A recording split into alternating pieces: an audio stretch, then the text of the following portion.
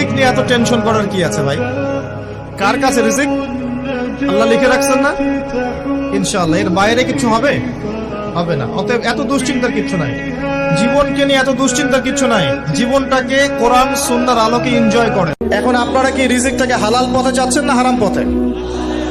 যদি হালাল পথে চান ওই অ্যামাউন্ট অফ রিজিকই পাবেন, যদি হারাম পথে চান ওই রিজিকই পাবেন, এর বাইরে যাবে না রিজিক। যাবে যাহলে সবর করেন, আল্লাহ পাক হালাল পথেই রিজিক দিবেন।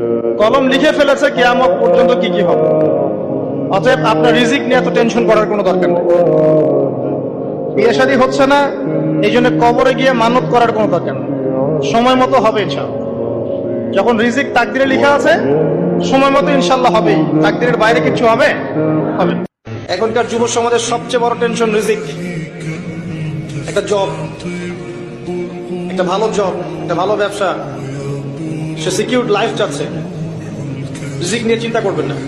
আপনার কাছে যে রিজিক আছে এটা আপনার কাছে আসবেই ইনশাআল্লাহ। হয়তো সময় লাগছে কিন্তু আপনার কাছে আসবে ইনশাআল্লাহ।